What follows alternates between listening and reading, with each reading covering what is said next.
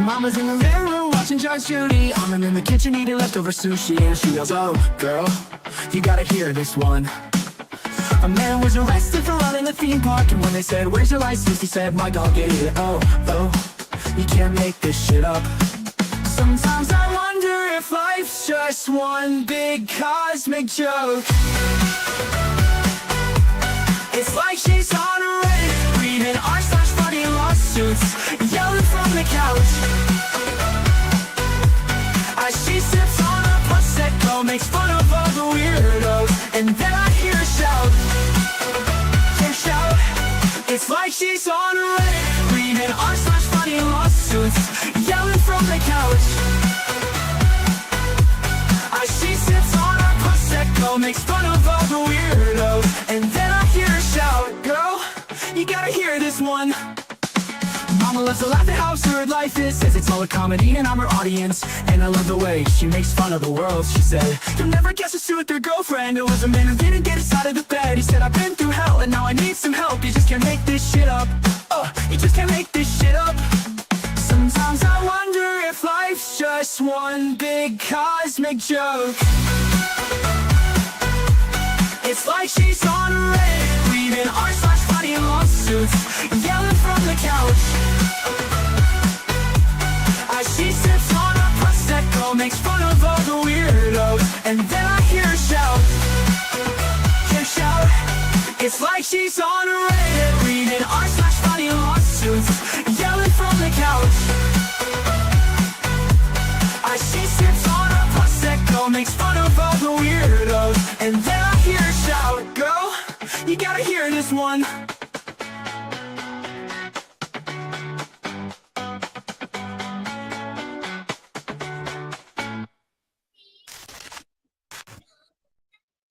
Hey everybody, it's Squid. Welcome back to my channel.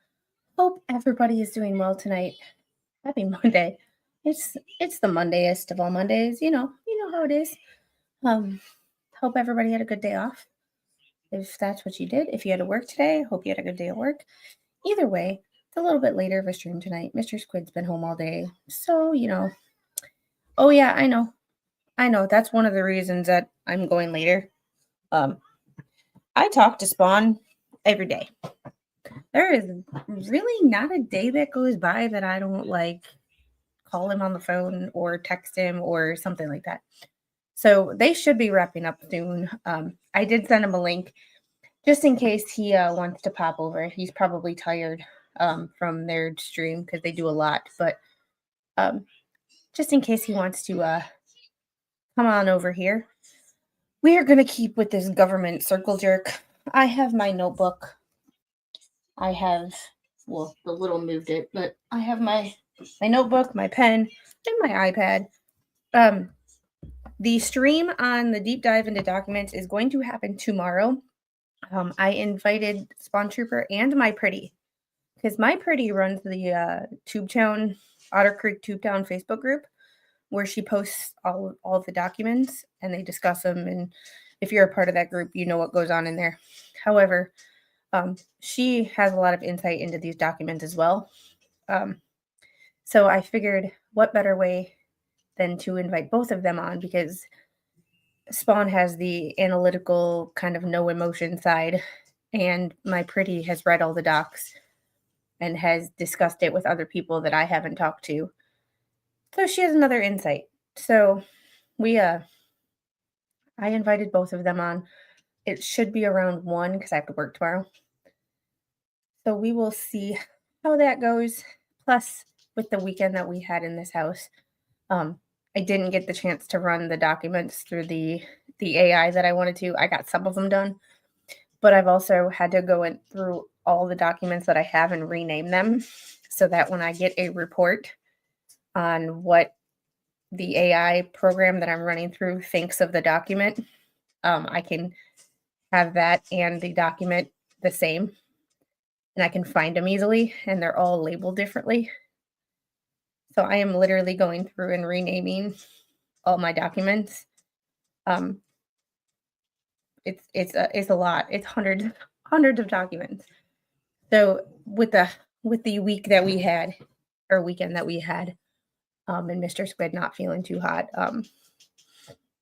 He's doing a little better, but he's not going to work tomorrow. So tomorrow should be another interesting day. We'll see how it goes. All right. Gail, how are you? Thanks for doing your mod stuff. Everybody hit that thumbs up as you come in. Yes, please. And share the stream.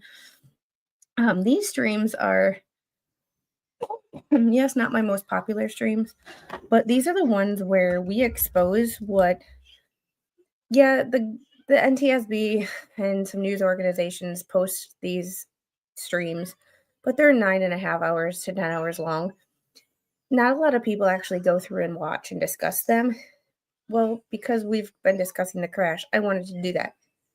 So we've been breaking them up into 2 or 3 hours at a time and asking questions. I have my notebook ready to take notes on what doesn't add up. I'm ready to fact check these fuckers. Excuse my language, because some shit just is not adding up. The math just ain't mathin' with the way some of these people are talking. And Roy, how are you doing? Hope the wife is doing well. Kathy, good to see you. Jeffrey, Spawn Trooper gonna behave? Yeah, probably, because he's tired. Because he's been streaming. Inspector Guy, how are you? Good afternoon. Oh, yeah, 5 snuck up on you. 5 snuck up on me, too. Heroes, Chris, I see you. There you go. I was like, I knew you were here somewhere. And sorry, I just, he's gonna need a sheep break. General T, how are you? All I did this weekend was watch college football and WWE in Paris. I watched college football too. I actually did a college football show last night because I didn't have Mr. Squid because he's not feeling well at all. So I actually did a college football show, which kind of threw some people for a loop. But people who have been with my channel or known me in real life know that I have an addiction to college football from a fanatic standpoint. I don't analyze. I couldn't tell you the X's and the O's. Although I do watch a couple of film YouTube channels to try and learn. However, I know what I like and I know what I don't like, and I can tell when someone is comfortable playing the position they're in and when someone doesn't know what the hell they're doing. I got that down. So last night we spent about 45 minutes to an hour talking about the games that were like the most notable to me this weekend. And I gave a top 10, my prediction on what the new AP top 10 will look like. Yes, they do a top 25, but because I'm not an analyst, I'm not going for that. I just went for the top 10, what my top 10 would look like.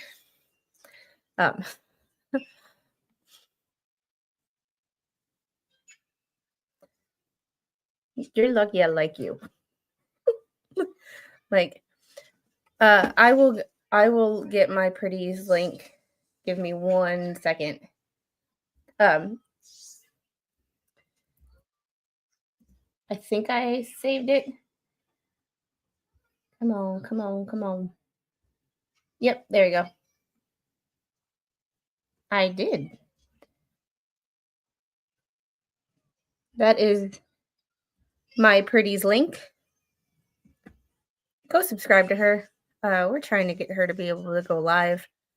She took over Spawn's channel last week, and I think she did a better job than Spawn. Just kidding. You know what I mean. Malin, how are you? All right. Do hope you didn't take my comment on your channel as a rude one. It just hit me about. No. Mm-mm. If it was meant to be rude, even if it was meant to be rude, I didn't take it that way. So, you're welcome, and thanks for being here, Cynthia. It's good to see you. Thanks, I didn't have it either. Yeah, I saved it. I managed to put it in my my little spreadsheet I got going on. So, all right, we are going to get started with this god awful. So where we left off last time was, I'm going to back it up a couple seconds before I share the screen. They were talking about a simulator and landing at this airport in a simulator.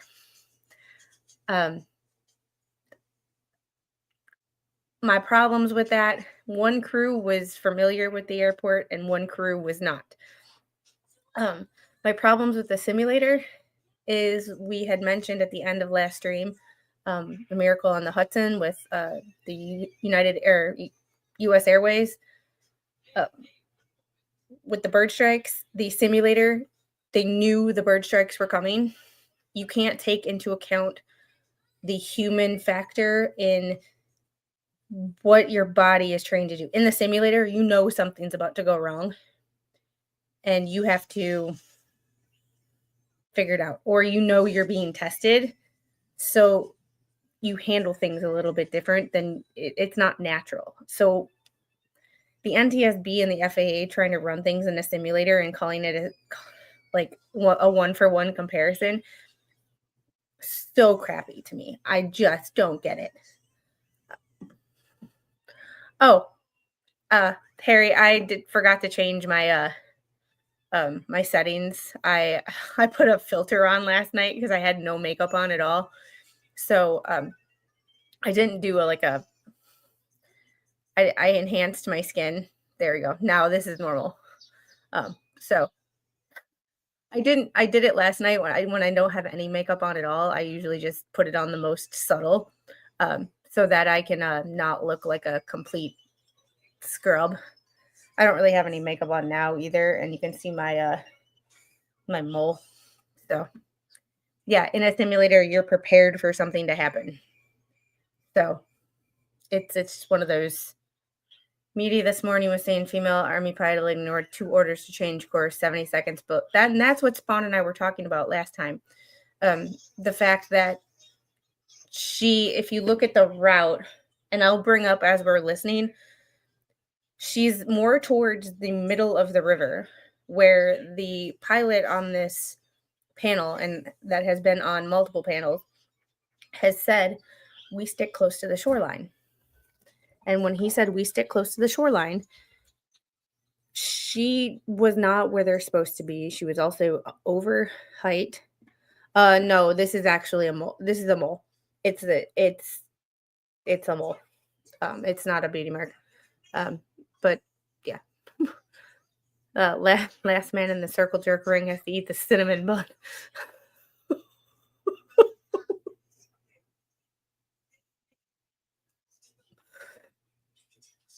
The visual on that.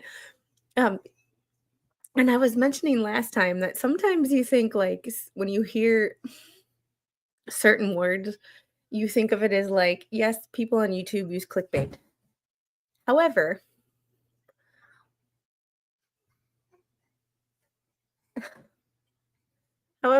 I think circle jerk is an appropriate word and an appropriate use of the word circle jerk for this whole situation.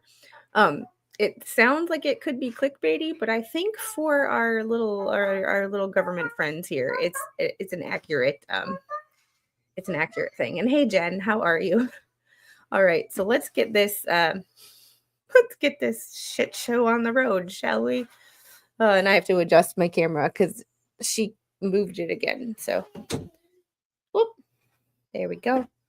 All right, let's get this shit show on the road. They are talking about the workload of landing at DCA. Here we go. The first crew rated it a 4.5 for the captain and a 3.5 for the first officer. And the second crew that was unfamiliar with the approach rated it a 5 for the captain and a 7 for the first officer. For the first crew, we actually paused the simulation at various points in the runway 33 approach and asked them to both rate the workload and comment on their activities, goals, and I think this is where they were having problems, not me. Focusing on. And the most... And this is not my internet. This is actually the same thing we ran into when I've been playing this every time. I tried to play this a little bit when I was not live, and it still ran into this problem. This was their stream had this problem. Mr. Clow, based on your experience as an airline pilot and from observing these simulations, what is your sense of how the crew, well, let me ask you this. What was the crew required to do in the event of a traffic alert in this situation? as I mentioned earlier, they're instructed not to maneuver solely based on a traffic advisory, and they are to attempt to acquire the traffic visually out of the window. Okay. And do you recall from the simulation work the relative position of the helicopter, whether it would have appeared to be below the crew's line of sight, overlapping with the city lights? I don't recall that it was abundantly clear one way or the other. I think the captain remarked that the glare shield up on the first officer side was possibly obscuring the area he was kind of expecting the traffic may have come from, but that's just my recollection of what the note said. Okay, and we'll eventually have a precise visibility study looking at that, but generally speaking, if the helicopter was below the CRJ's altitude in front of it, would it have been in and amongst the city lights? Yes, and I think that would be clear. Okay. And if the crew had overheard the air traffic controller's transmissions to the helicopter asking if it had the CRJ in sight, and then heard the controller say pass behind the CRJ, and then heard the controller say visual separation approved, if you were in that situation, how would you interpret the traffic situation and whether or not you needed to do anything to avoid the helicopter? Yeah, that's a good question. In putting myself in that situation, hearing the traffic oral, but immediately prior to that, according to the CVR transcript that we got to see when the docket was opened, immediately prior to the traffic oral was the ATC transmission that said, Pat 25, do you have the CRJ in sight? Then the traffic oral happened. And I believe, again, I keep referring to Dr. Kastner-Bitter's testimony in panel 2, where the radio frequency is kind of like a party line, and all crews on that party line are listening to what's going on to build a mental picture of the traffic. I believe I feel like I mentioned the whole party line thing back in panel 2. Not to say that I did not watch any of this, but you step on everybody. And the only way to prevent that is to, in my experience with doing radio checks with airport towers, with other ships, with the tower of the aircraft carrier, I've been conditioned to repeat back what I hear to make sure that you heard it. And the fact that they weren't doing that on any, like nobody was doing that consistently, is a big problem. And I feel like that could be one of the fixes that's so simple, is to train your pilots, military and civilian, to repeat back air traffic control and teach air traffic control to repeat back what you heard the pilot say, so that you know that you are on the same page. It's a simple fix, but apparently it's rocket science to these mofos. The PSA crew would have been listening with bated breath to what happened next. The next transmission was going to tell them whether the threat was mitigated and not something that they could deprioritize, or whether a control instruction from ATC would be forthcoming that they would need to react to. Okay. Thank you for that, and pass the questioning back to Captain Stone. Thank you, Dr. Breville. I'm going to turn briefly to training for PSA pilots. So Captain Clow again. When do you do initial training about TCAS for your flight crews? Yes, so TCAS is trained in initial training, upgrade training, and recurrent. Not everybody did that. Pat 25 didn't do that. I think they did it once. We'll have to, Spawn and I'll have to go back and look at the actual transcripts. We're going to deep dive into some of the documents eventually.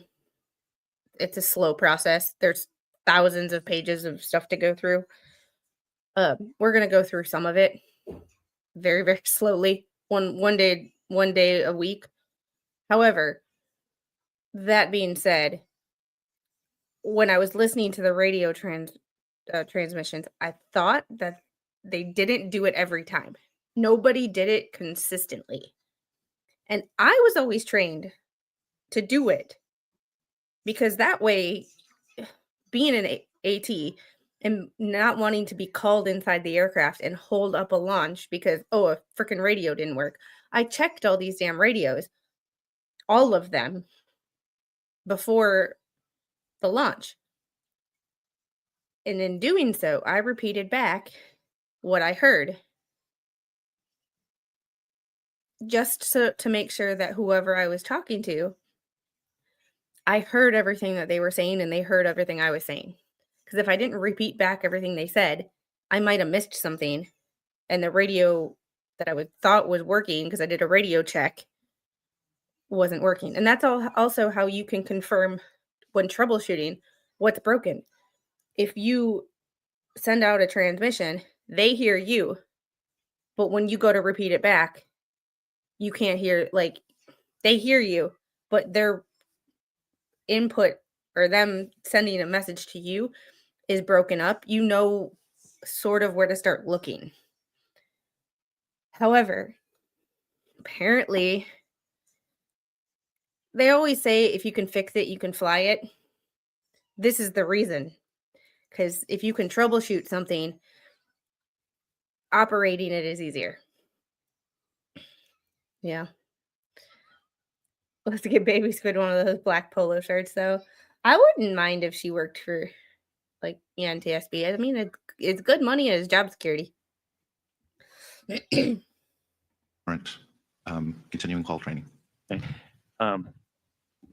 So one of the things that we heard from Mr. Grease is that there was a possibility that there may not have been a target associated with this traffic call, the traffic alert, or traffic advisory from TCAS. Do PSA pilots know about the possibility of a no-bearing traffic alert or resolution advisory? Excuse me. Yeah, so in our initial training, there's an instructor-led systems class, and the training materials covered in that systems class include a depiction of the multifunction display where a no-bearing TA, how it would appear is indicated on that graphic. And do you do any simulator training that shows a no-bearing TA or RA? Yeah, unfortunately not. Talking with the simulator engineers that manage our simulators and other airline simulators in the Charlotte Training Center, the simulator is unable to generate a no-bearing TA in order for us to train it in the simulator. So with the amount of background that your crew had on the possibility of a no-bearing TA, if this was a no-bearing TA, what would that have caused as far as crew reaction? And maybe I might actually switch over to Dr. Kasner for this question. So now, they're getting a traffic alert oral, and they look down on the display, and there's no traffic that they can see. What kind of a human reaction is there to that situation? Given the high workload of the situation, there's only so much time you could devote to that. I can imagine looking and not seeing anything egregious or imminent. I don't know what other choice there would be other than to return your attention to the landing. Okay. And back to Captain Clow. Boomer. Sorry. He's not wrong. If you are literally focusing on a landing and you get an oral traffic alert and you look and you don't see anything, out your windows, you don't see anything on your gate or like on your display, what are you going to do? You're focused on not crashing this plane into the ground. I mean, with the amount of nuisance alerts that they get, maybe they thought it was a nuisance alert if they looked down and they didn't see anything. Hypothetically speaking, plausible. I'm still a little beyond, well, okay, I'm a lot frustrated with the fact they're focusing so heavily on TCAS and the CRJ. Like, let's remember how this went. Like, here's a CRJ. My tail's broken. Everybody needs a little tail every once in a while, but here's a CRJ. Just for visuals, this is going to be our helo because I don't have one. This right here is going to be our CRJ. It's coming down like this. It comes down a little nose up because the back tires generally hit first and then down. So it's coming like this.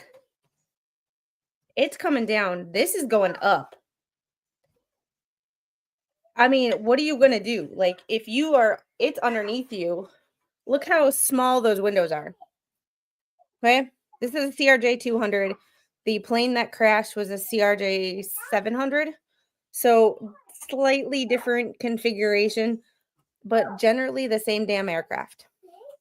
You can't see anything underneath you. So there's a damn good chance that they didn't see it coming, which thank God for that, because that means that it was instant and they felt no pain.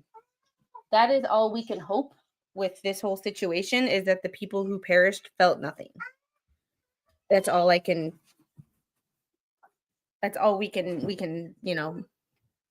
hope for in this situation. Hey, Kim. Yeah, nice helicopter. I'm sorry. I don't, unless anybody wants to buy me a friggin' Blackhawk. I don't have a Blackhawk. I have a Midwest Airlines SkyWest CRJ 200 and a Midwest Boeing 717. Like, those are the only ones I have. So those are going to have to work. Like, y'all can use your imagination a little bit, I don't have a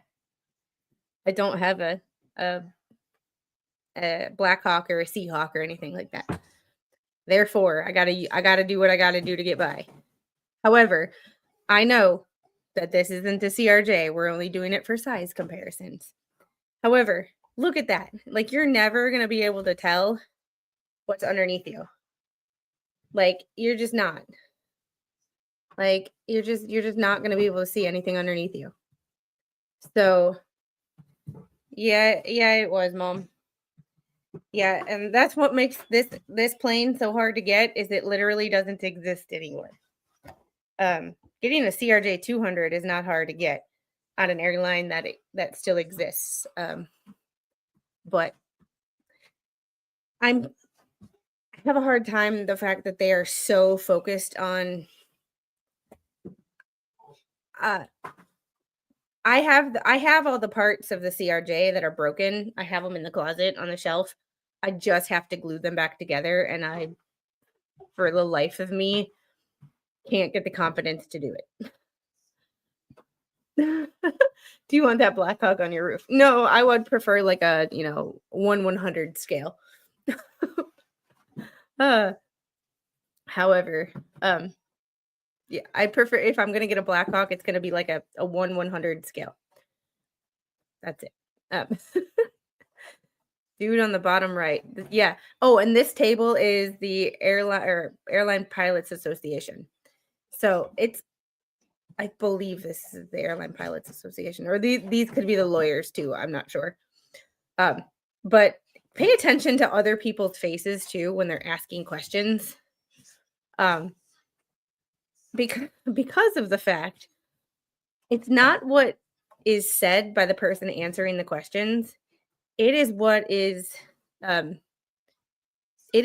not said in the body language of not only the person speaking, but everybody else on the panel around them.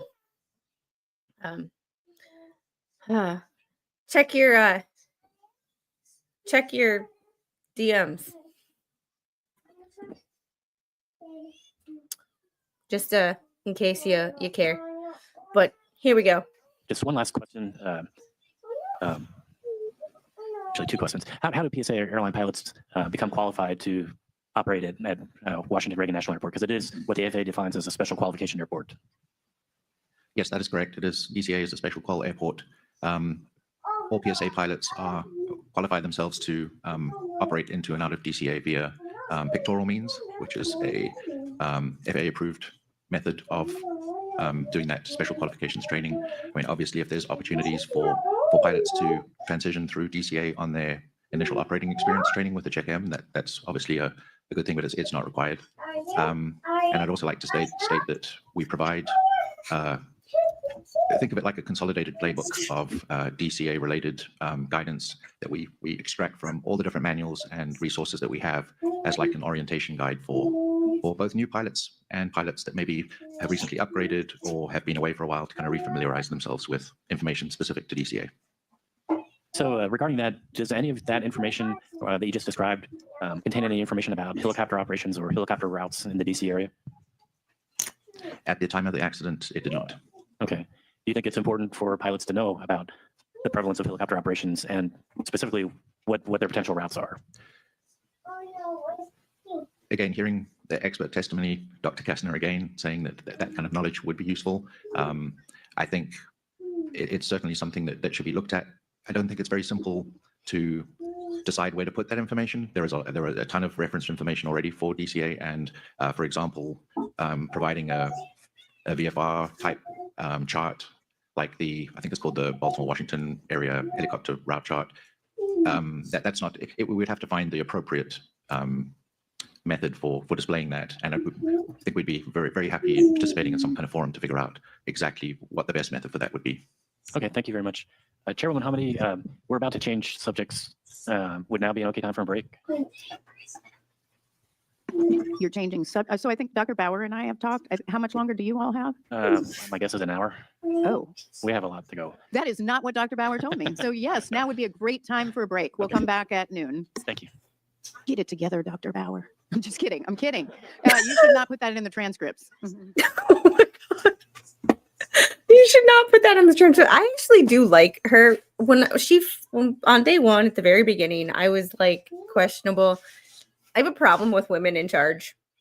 Not that I don't think they could do it, but I'm now questioning these days whether you got the job because you're skilled at the job or you got the job because of what's in between your legs. And I hate thinking like that, but I think like that now. However, I think that she's done a very good job of being stern without being bitchy, but also like maintaining kind of a sense of humor and a levity in the situation and not trying to be too serious, because obviously if you're too serious, we get boring. So I'm trying to skip ahead just a little bit till we're back. But so the people asking the questions are over here. The panel or the witnesses are on this right side. This is the Airline Pilots Association, Sikorsky, and then this is Air Traffic Control Association, or their, that hair looks like body shop fiberglass. That's how my hair looks right now. She and I have the same hair, so don't knock it. Hers is shorter than mine, but your hair is too short for the amount of body that it has. Yeah, I have too much hair to be this short. I figured that out. So I have absolutely too much hair for it to be this short. Ugh. So don't knock it, Uncle Buck, because your girl has the same.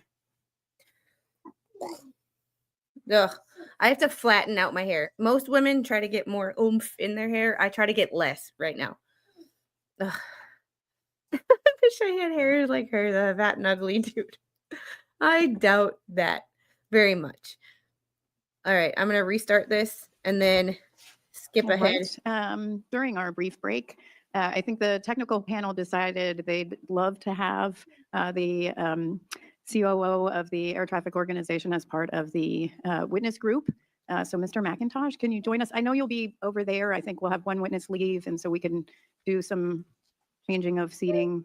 I'm sorry, it's so smushed back there. And I do. Yeah, she also has great bathroom directions. If you have followed me, I'm not a flight attendant by any means.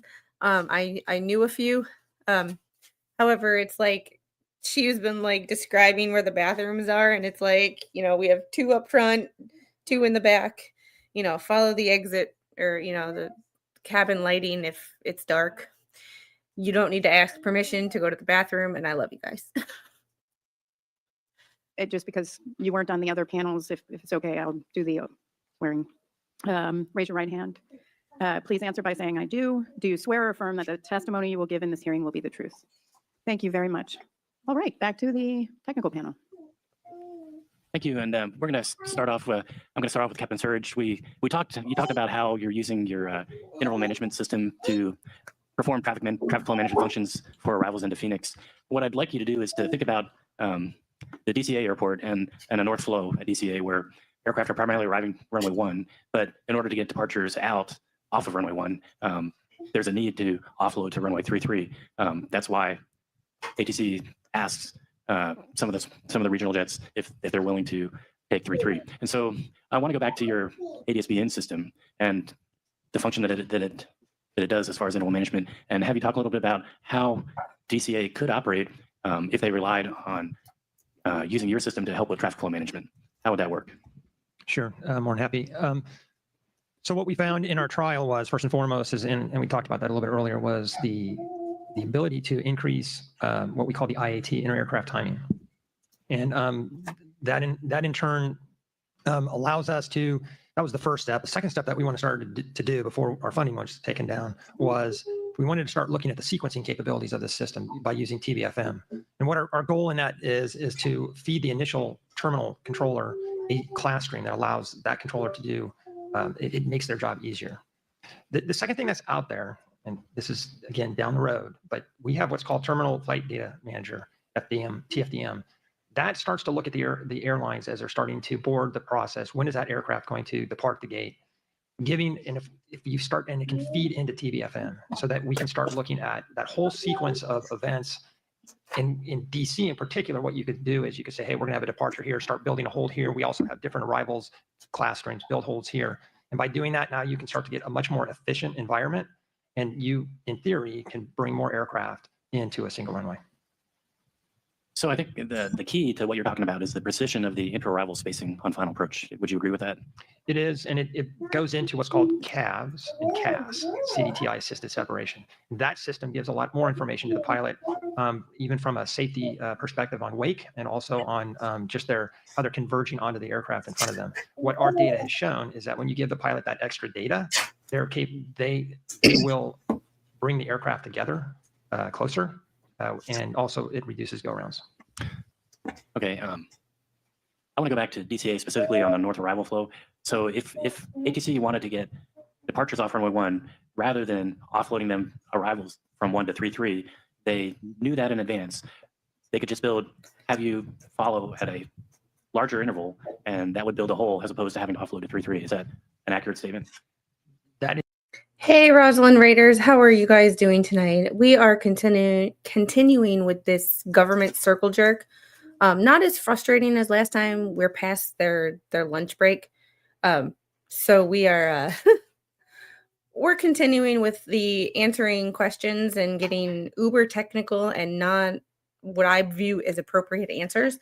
And I'm still angry at the fact that they're asking so many questions about these pilots when these pilots, in my view, were not at fault. So, hey, Mama Bear Leah. All right. And if I use, just for in case I do any demonstrations, and before y'all put in my comment section, you're using the wrong aircraft. I do not have a Black Hawk. I don't have a Black Hawk. I do have a 717 and a CRJ 200. So this is my helo, because just for size comparisons. No, and you cannot play with my planes because you already broke the tail on this one. Thank you. Spawn's getting the dent out of the skillet. Spawn is maintaining life with some relaxation and some food right now. So he might join afterwards if he's feeling up to it. He has the link. He can come in whenever. Is the theory of this, and that is an accurate statement to the theory. Correct. Okay. And I do want to go to Mr. McIntosh briefly. I know that you're in the process now of modernizing the air traffic management system. And in this upgrade, in this modernization, are you taking into account the future capabilities that aircraft will have that can assist you in achieving this task? Yes, thank you. Absolutely. We're taking a look at what aircraft equipment is going to look like. That will definitely be a part of the airspace modernization. But quite honestly, what we really need is we need all the stakeholders to play. We need to see majority of our aircraft to have the type of equipment that would pull this off. Speaking about interval management that Dave is speaking to, we really need to be able to make sure that we've got the appropriate fleet equipage that can actually do this at the appropriate times versus just certain aircraft. So to your point, if we have a regional jet and an Airbus and a Boeing 737, we want to be able to start building that interval management between all those aircraft, and not just with one carrier, but we need all the carriers to be able to play when we go to an airport like DCA that has multiple air carriers going into it at one time. And I have no idea how they do that scheduling. I did have coworkers that went into doing whatever scheduling and aircraft or airport operations. I don't know how airports do it. It doesn't make any sense. But all I can say is it's super uber complicated.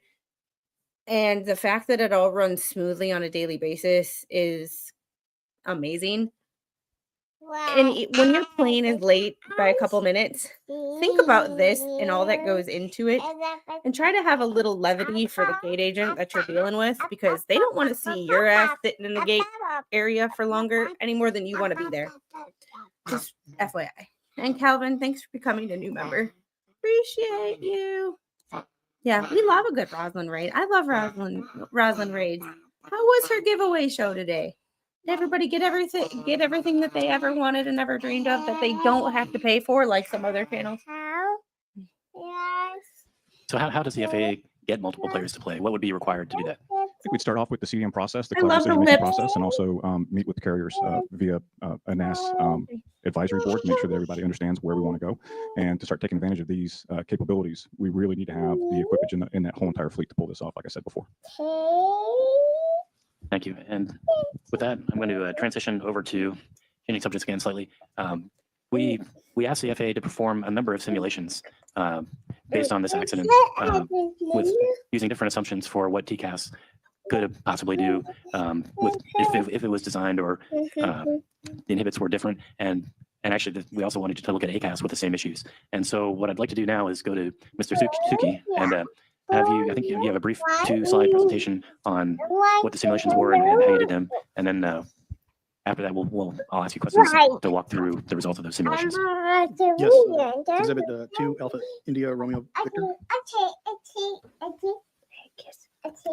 And you can go to the next slide.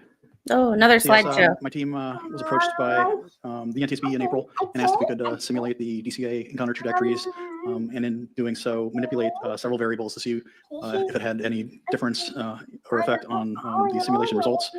Variables we simulated were the surveillance driving the equipment. We used the DCA radar. It's 4.7, it's course data, 4.7 second update rates. We additionally used some data we were provided from the NTSB. We consider this, call it truth data. It's more. For one, yeah, they did. They got everything. They have everything. And in the docket for this, it's 205 exhibits, about 200 of which is interviews and things like this. This I know. However, they're on a dedicated schedule, but people add and take away stuff all the time. There are seasonal routes that different airlines fly at different times. Like Midwest used to fly a seasonal winter route from Milwaukee to Orlando. They used to have one, I believe, on weekends. My mom is the gate agent, so she could. Mama, if you see Mama Squid in the chat, she is the gate agent of the bunch. Stop hitting my walls with a pen. Airlines are adding and taking away things all the time. So yes, there's generally like from Savannah, there's a Savannah 5:45 a.m. flight or a 6:30 flight every day from Savannah to Atlanta. And then it flies back to Savannah and does it again. That's an everyday thing, but airlines are adding and taking away seasonal things. They take away things based on if they're not making any money from a flight, they take it away. So things are changing all the time. And not every airline does their seasonal routes at the same time. Yes, you are right to a point. However, there are things that are changing all the time. And then you think about even if they don't change routes or times, they might change the aircraft. So now you have not only a bigger aircraft that might need a different runway, it might need a different gate because the gate that the gate for a CRJ might be different for the gate for an Airbus, just based on the size of the airport and the amount of gates that they have. So you have a point, but it only goes so far. No. In a way. Yes. So we'll get back to this. And she is being she's running the show today. resemblant of ADSB and the actual trajectories the aircraft flew. Second variable we manipulated was the collision avoidance equipage on the CRJ. We used a surrogate for what was on the CRJ, which was a 7.0 version of TCAS logic. Our simulation is hardwired with the TCAS version 7.1 logic. We had discussions on the changes that were made between 7 and 7.1. They wouldn't have any bearing on the event or encounter of we're addressing here. So it was decided that we're all comfortable using version 7.1 as a representative surrogate for the 7.0. Secondly, we used a modified version of the 7.1 logic where we actually reduced the resolution advisory thresholds on the from 900 feet down to 400 feet. Thirdly, we did an iteration of the logic where we were talking about the bearingless bottom omni-only antenna surveillance feed to see if it had any bearing on the simulation results. And then we transitioned to the TCAS replacement, the ACAS XA logic. As alluded to previously, the XA logic was developed to reduce nuisance alerts as well as ingest and take advantage of new surveillance, specifically ADSB. However, the design objectives associated with the inhibits are the same as current TCAS. So we wanted to see how simulation results varied when we ran XA. And then with that, we also lowered the altitude inhibits on the XA logic to see from the 900 to the 400 to see what effect. Thirdly, we changed the equipage on the collision avoidance equipage on the UH-60 from not having any to a prototype system that's currently being developed within RTCA. It's a standards body. Special Committee 147 is currently working on it with minimum performance standards projected to be completed next year. And so there was a prototype version of XR that we added to the UH-60. And then lastly, we changed the quantization, the altitude quantization that we're using to feed the collision avoidance from the 25-foot increments versus 100-foot increments. So in total, there were 15 total test configurations, and we did 100 iterations on each of those test configurations.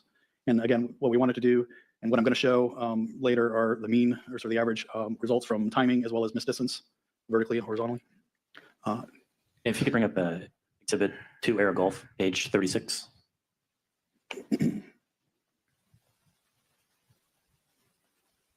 And in the interest of time, Yeah, I'll, Mr. Suchi, what I'd like is, let's start with, or maybe run through number 6 on. Okay. Sure. Well, so in general, what we found is that both TCAS and XA, as designed with the current inhibits, would have only provided a traffic alert prior to the collision, but neither would have provided a resolution advisory. In order to get that resolution advisory, you would have to lower the inhibits to the encounters. And as alluded to previously, someone mentioned, I don't remember who, but the early development of TCAS, the inhibits for resolution advisories were at 500 feet. And I think we've had that discussion as to why they ended up being raised to 1,000 feet.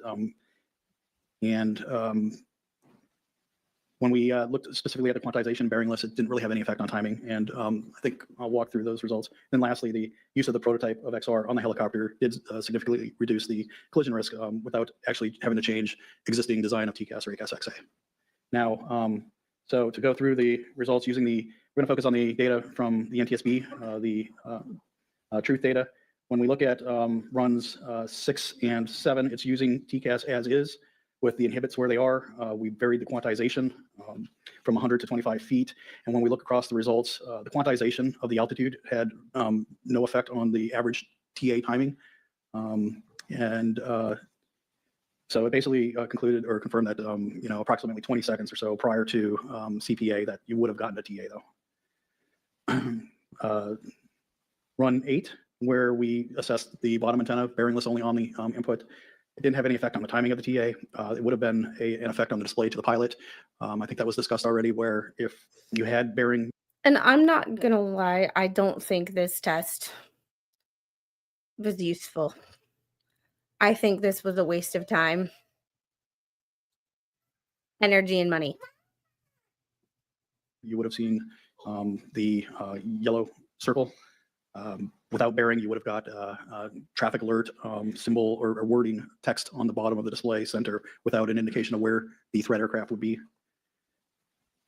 All right, so when we get into modifying and lowering the RA thresholds for current TCAS from 900 feet to 400 feet, what we see is the timing on the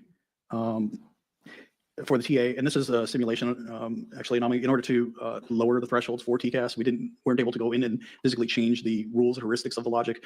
We actually raised the altitude flown from the surveillance data we were given.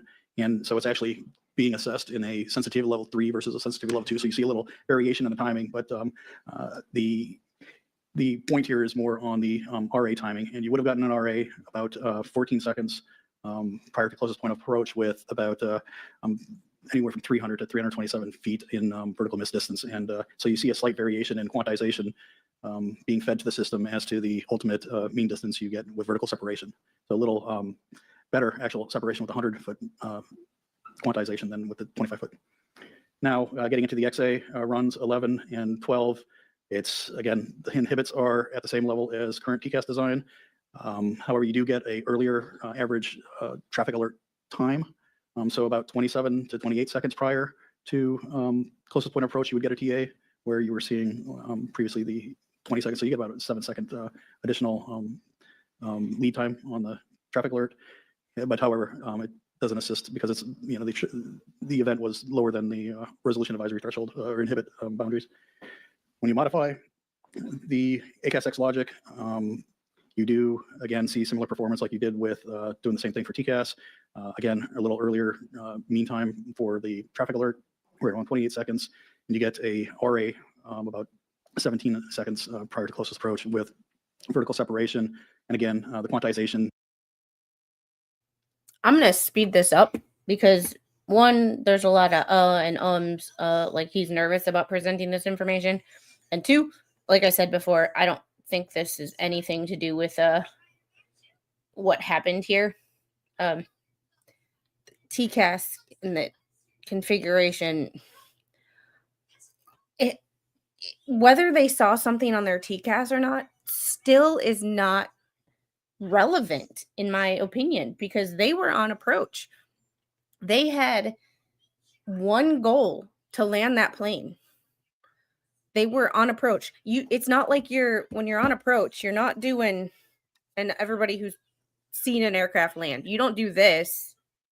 You know, you're here, you're in a straight line, and there's a freaking plane behind you, a couple miles scaled, you know. You're on a path. You don't do this and this like the helo was doing this and this. You're on a glide slope. You have a set glide slope that you are maintaining till the moment your ass hits the ground. You are trying not to crash that plane, because literally landing is just a controlled crash. So them focusing so much on the TCAS in the CRJ is so beyond. Yeah. Oh, well, why have this hearing? I understand that, one, they were probably going to talk to all these people anyway, so why not do it as a hearing? And second, if you're going to have a hearing, and especially a government hearing, you might as well make it public in the effort of transparency. So I understand why it's public, or why I understand the hearing. I just don't understand why they focused. It's like the government wasting money, focusing on the wrong shit. It's like changing a toilet when my hot water heater's broke. Like it's a plumbing issue. It's just not the right plumbing issue. Like it's she was turning off the machine or the battery backup. That's anything plugged in. Yeah. Also, isn't the power button on the Mac Mini on the bottom? No, it's on the side. However, she was going to turn off the power supply, which would have cut off power to everything. So let's just not. And that's a button right on the front where she can easily see it. And I'm like, she likes to hit buttons. So, you know. Adds a little variation in the vertical miss distance, but you achieve about 400 to 420 feet vertical miss distance with modified XA. Thank God. Then lastly, we used TCAS with 100% quantization and added the XR functionality on the UH-60. You get, again, similar for the CRJ TA around 20 seconds, and you get for the UH-60, the simulation results show a TA around 73 seconds. You get no RA, again, with the TCAS CRJ. You get an RA about 28 seconds prior to closest point of approach, and your vertical and horizontal, your horizontal miss distance is about 2,200 feet, and your vertical miss distance is about 110 feet. Thank you. I did want to point out that all these simulations assume 100% compliance with the resolution advisory, which in today's world, it doesn't happen. Hopefully in the future world with the reduced nuisance alerts, we'll get much higher compliance. And one of the things I wanted to talk about a little bit more is the whole premise of ACAS and why ACAS was developed as a follow-on to TCAS. I'm going to go to Dr. Olson for this. what is the actual difference, or what's improving in ACAS versus TCAS? So Once again, kind of cool if you're that kind of person. If you're an aeronautical engineer, you want to go into that shit, you're interested in what happens with flight, totally cool. Not appropriate why ACAS is a good backup for TCAS. Does that have to do with why a Blackhawk ran into a CRJ? In my estimation, fuck no. Excuse my language. So first, I would like to just say, from a history standpoint, at Lincoln Laboratory, we came up with an initial concept for improving collision avoidance using machine learning. And the FAA, through the TCAS program office with Mr. Suki, funded that activity very early on to improve collision avoidance, to adapt it for the future. There was a study within RTCA, the standards body, to look at the future of collision avoidance. There were complaints from operators about the excessive nuisance alert rate. And so RTCA Special Committee 147, that does the collision avoidance work, determined whether or not TCAS was adaptable for the future, or whether a new approach was needed. The conclusion was a new approach was needed that would account for platforms, the lower climb and descent performance, improve surveillance, and closer density operations. So ACAS X as a concept was developed to be modular, whereas TCAS, that interrogation and reply that was discussed several times, is tightly coupled to the logic. We wanted to ingest new surveillance sources for crewed aircraft. We're looking at ADSB, the automatic dependent surveillance broadcast, but decoupling that would also allow for uncrewed aircraft to use perhaps a primary radar or a ground-based radar or electro-optical sources, whatever was appropriate to drive the alerting and the guidance logic.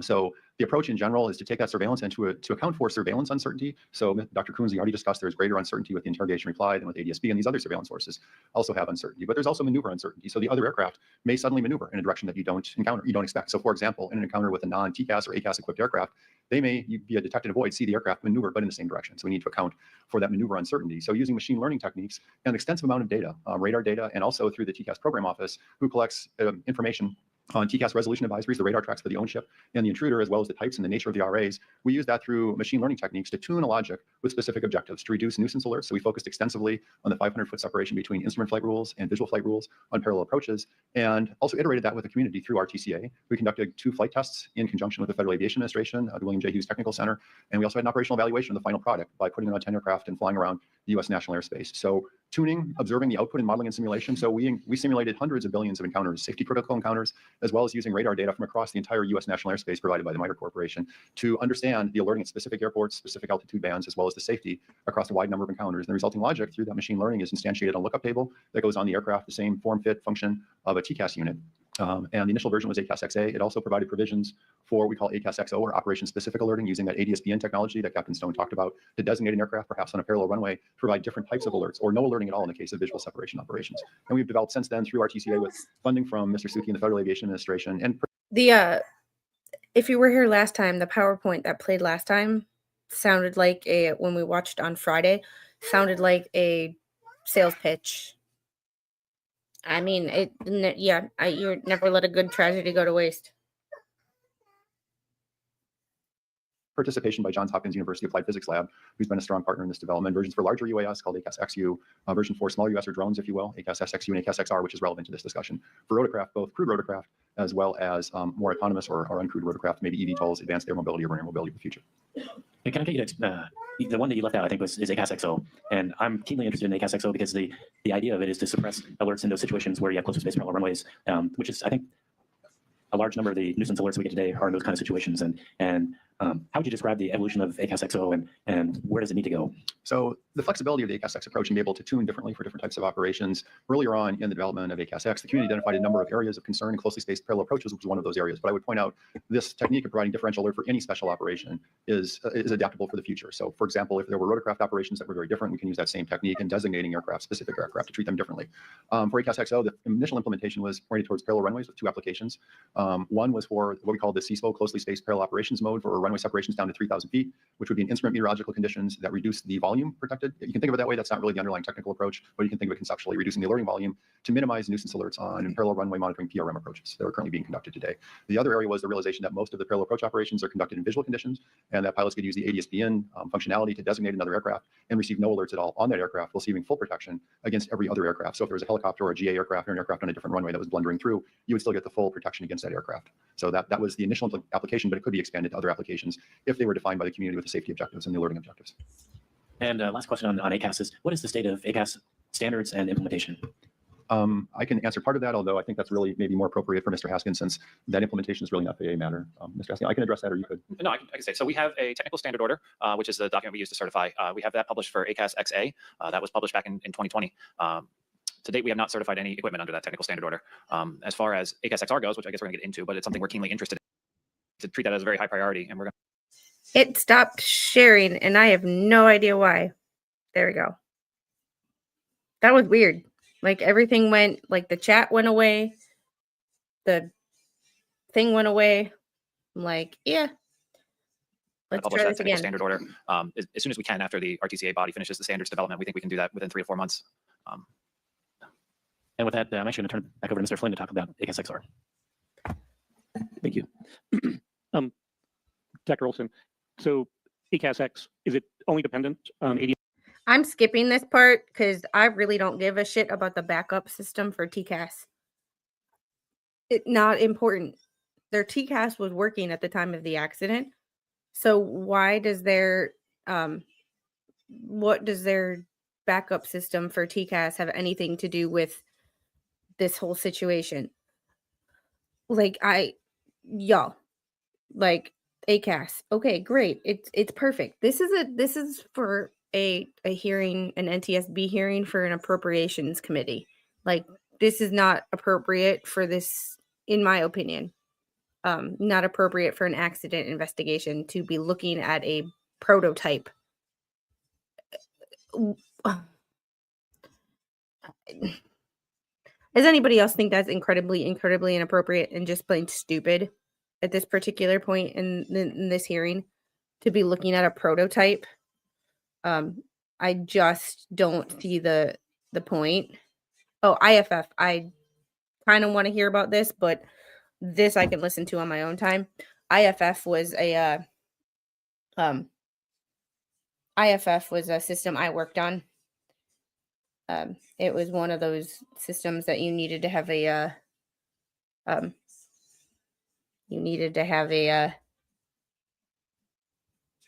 security clearance for.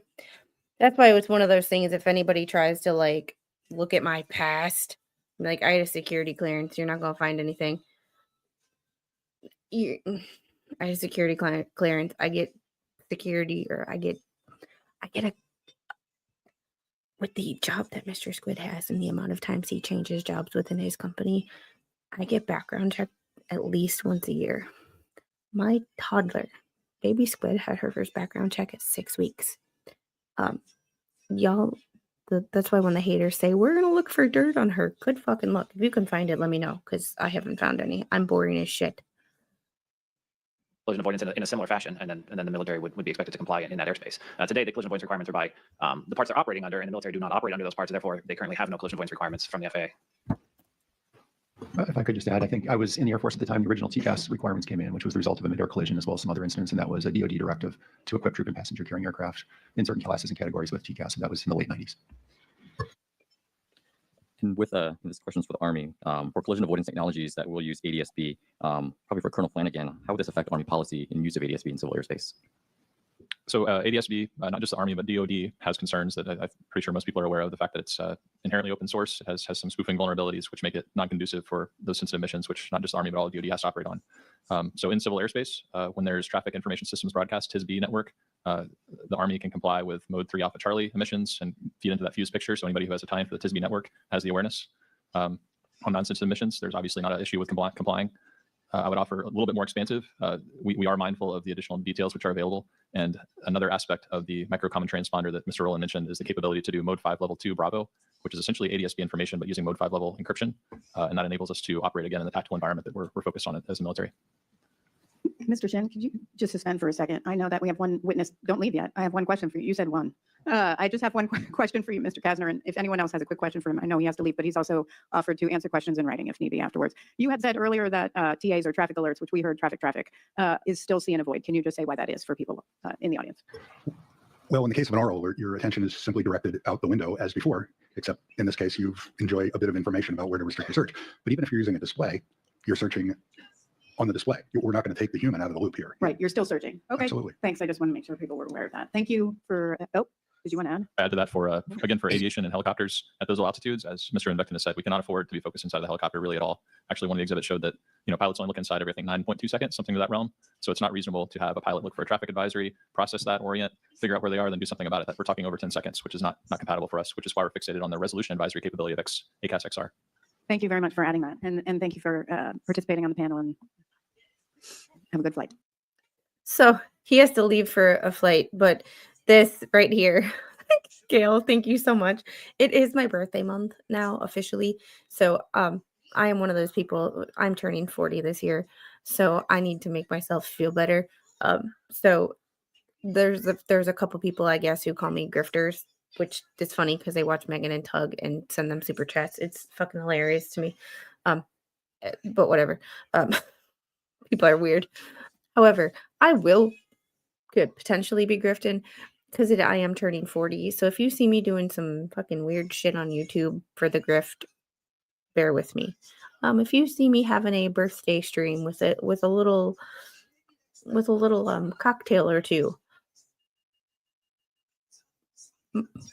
mind your business unless you plan on helping me.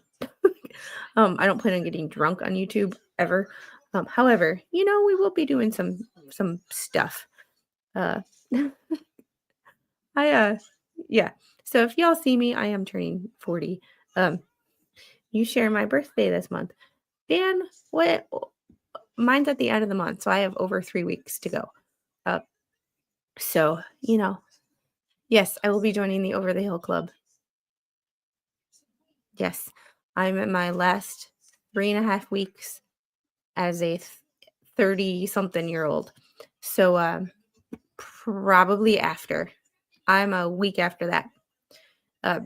So, yeah, after, so I can drown my sorrows. However, hey, Amos, how are you? So if you see me grifting a little bit more than normal, it's because I am. Because it's my birthday. And I'm turning 40, so it's kind of a big one. So we'll do that. He's got to leave for a flight. So they're rearranging. ATAS, that's ADSB Traffic Advisory System, if I got that acronym correct. Uses ADSB. Is that using ADSB pressure or GPS altitude? It can use both, but it defaults to pressure altitude when available. And as we talked about during panel 1 with the pressure altitude for the Black Hawk, potentially having an offset from its true altitude, can you give us your assessment on how this would impact the effectivity of ATAS? Yeah, it actually generalizes to ACAS as well. One of the key considerations when designing these types of systems is how the system responds in the presence of known or unknown errors. ADSB is unique in the sense that it actually tells you the quality of the data that you have, so you get an estimate of the error and therefore the trustworthiness of the data that you're receiving, but you don't get that with some of the other sensor systems that we use today. So when you design a system, a majority of the work is actually spent on designing robustness into the system for errors in position, velocity, altitude, or similar. Dropouts actually is very common, especially at low altitudes. You sometimes lose a track, or things like latency if you have a secondary system that rebroadcasts information. So the work that we have been doing in the special committees for ACAS X, as well as the work that we had to do for ATAS back in the day, a large amount, we simulate millions of mid-air collisions over and over, and we inject over and like all kinds of different errors, combinations of errors. And then it comes down to tuning the system to have robustness to the presence of errors while maintaining the safety and operational suitability or nuisance alert characteristics. So that it really is a game of tuning it just right with the knobs to satisfy all the design objectives that you might have. You could optimize for perfect data. Coming to the stage, everybody's favorite sheep shagger. There we go. We got it out of the way. No more sheep jokes. How are you tonight? I am actually in 2 minds to rage quit on that one. I got it out of the way, so that way nobody in chat can mention it. You see, this is a sign of weakness because other people can enjoy, hello, sweetness.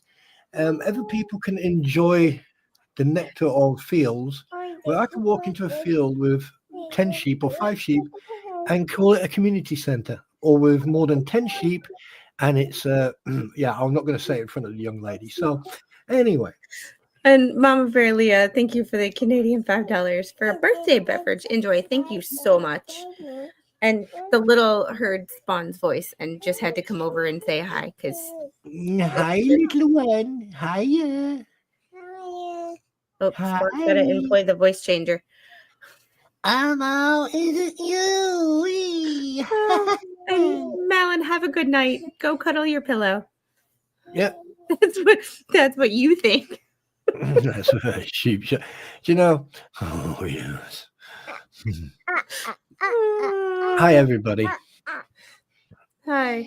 All right. And I skipped over some of the stuff because they started talking about the backup system for TCAS. Not important. They started talking about a prototype system, completely inappropriate. So I skipped it. I rest my case. It's a sales pitch. Sometimes, here's the thing about Eric said it perfectly. Eric said it perfectly. He said, "Never let a good tragedy go to waste." Well, it's not just that, but also for a lot of people out there with their R&D departments, they don't get a chance to actually get to speak. And when they do, this is the perfect example where basically it's all based on let's get it out there, and it's a typical sales pitch. It's a sales pitch, simple as.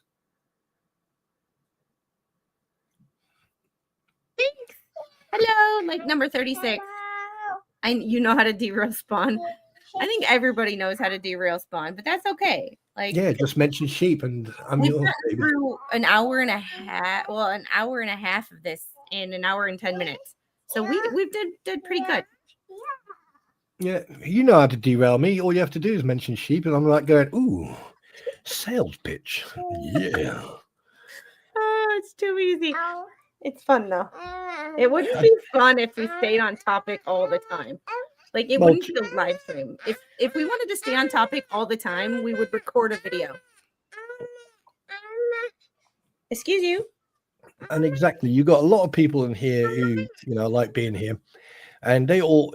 I mean, let's put it this way: how many Welshmen have you come across who don't whinge and whine when you take the piss out of us? None. Oh, I know many. Oh. Okay. All right. I'm gonna get this stuff. Baby Squid always has a lot to say. Yes, Jigs. How are you? Oh, Jeffrey had to go and do the old. Yeah. Bad jokes. Oh, she wants her lip balm. Do you know when it gets bad is when people start going, oh, I had a lamb chop this afternoon. Ew. There you go. All right. I knew you know, Paul. You get. Now we're yeah. SMN put a freaking. I tell. It's probably not every day you'll actually hear me, or if I get emotional, but he said something in my stream, and it got me very sort of speechless, to say the least. Uh-oh. Yeah. Uh-oh. But that's for him to gloat about. All right. We will get back on topic, and yeah. I've been kind of Angel, I just put some on you. You don't need all the lip gloss. This is gonna be the girliest girl in the world. She goes through my makeup drawer already. Problem. And you could get very, very, very good alerting, but as soon as you move off of that perfect data and you have the presence of an error, the system would be too brittle and it would break, and you would get nuisance alerts again, or you would miss alerts altogether. And so the design to be robust to the presence of errors is a fundamental consideration when you build these kinds of systems. Mr. Suki, can you expand on why pressure altitude is the default used for TCAS and also for ACAS? Yeah, because of that is the only thing that I think is relevant, is that pressure altitude is used for TCAS. That is the only thing that has anything to do with remotely with this situation. But even that, they're still focusing on the wrong thing. They're focusing so much on the CRJ, and it's like the CRJ was in a landing pattern. It was where it was supposed to be. The helo was not where it was supposed to be. Why are we focused on the wrong thing? Just the, I guess, the standardization of pressure altitude in aviation, and its ability to be used without having to be compensated, at all altitudes, and so it'll be the same for each aircraft, or I should say uncorrected. So just because of its availability, it's out there. It's used internationally, so it's sort of standardized in that respect, and that's why it's leveraged. Thank you. And one last question. This probably will also be for Mr. Suki. We talked during panel 1 about how with older technologies like the barometric altimeters that use Android wafers are very mechanical, and so they have multiple errors that can stack up in that design compared to newer technologies like air data computers that have higher accuracy. How do collision avoidance technologies compensate for the varying types of pressure altitude accuracies or inaccuracies that you may have in the national airspace system? So I would go back to what Dr. Kunze was talking about, is building the robustness in the collision avoidance capability. We're not looking so much as accounting for error. It's what we get from the transponder and the quantization of that information to the transponder, and then we treat that along with all these other state uncertainties and make our determination of needing to alert or not based off of that. So it's more what we're fed, and we're dealing with what we're fed with our robustness checks and tests associated in the alerting logic, and we go with that. So we're not down at the finer level of all the different errors that tally up. These people are all That's over really- it. that's You really can tell. excellent. So in something like a Class Bravo airspace, holistically, would it be better to have more accurate pressure altitude data being fed to the transponder when with collision avoidance technologies? Yeah, better data is always, better. But again, we're having to build for a lot of robustness with other systems that are in the NAS or in the world aviation system, and we have to be able to account for all of them, and we have to ensure that we are interoperable with all of that. So as those enhancements move forward and they're extrapolated to more users, you can lean on them in a more heavy fashion. But as of right now, it's really hard to remove systems from the airspace, and we still have to be accountable for them. If I may add something to what Neil just said with respect to the errors, one of the things to keep in mind is that the data coming into the system is very important when it comes to determining the quality of the alerting. Better data is better. The flip side to that is the dynamic uncertainty of the behavior of the aircraft is just as important. We may have very good data about an aircraft, but we can't predict the future perfectly. And so you may have very good data that tells you don't have a problem, but then that aircraft maneuvers and you do have a problem. So from an uncertainty perspective, yes, state uncertainty, position, altitude, velocity matters, and it needs to be minimized. But that doesn't get rid of the uncertainty problem as a whole, because you have dynamic uncertainty as to what the aircraft is going to do, especially in aircraft that are not in communication with air traffic control, or maybe a VFR aircraft that's not under IFR operations. So that those two buckets are actually very important and need to be considered individually. Okay, we're going to have Dr. Bramble, a couple of follow-ups. Yes, Mr. Suchi, bringing the focus back to the access. Yep. I mean, a TCAS, put it in layman's terms, is a proximity warning system that tells you that there's an aircraft, right, in your exclusion zone. So depending, if each aircraft has 1,000 feet up, down, left, right, front, back, right, a TCAS system in layman's terms is like a proximity alarms system that tells you there's an aircraft within your circle of safety. Like, this is my no square. No, you can't touch me there. And that's all it does. It gives you the height if they're below you or above you, if they're in front of you or behind you. And it has symbols: full diamond, a empty diamond, and obviously then you've got the there's another one I can't remember. So why go into such a spiel about the bloody thing? It's a pretty basic system, and they've established that it was working properly on the aircraft. Why do you need 3.5 hours on TCAS and TCAS backup system? Maybe they're trying to. Well, I mean, look, the CRJ technically should be taken out of this context.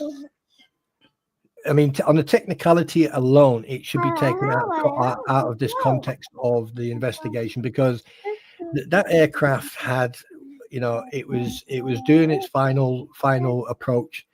The only question I've got is the reaction of their TCAS. Now, if hypothetically, which on these videos they showed us the other day, with the aircraft approaching, if I was a pilot and on my TCAS I had something like that and it's getting closer and closer and closer, I would go straight over to ATC and I'm saying, aborting the landing, I'm going to go around, just for safety. But the thing is, the CRJ shouldn't even be involved in any of this whatsoever now, because they've gone past that. Yeah. So, I don't know. They're like beating a dead horse. Yeah. Gail brings up a really good comment. If I can reach my mouth. Yeah, they are diverting the attention. Yeah, absolutely.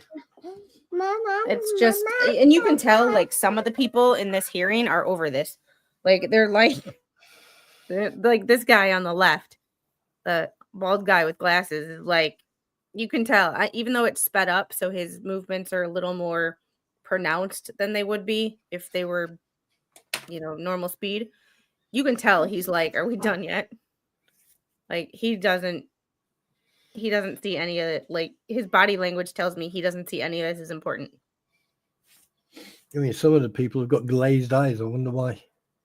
I wonder, there's a reason, y'all, that we only do this like once to twice a week and 2 to 3 hours at a time.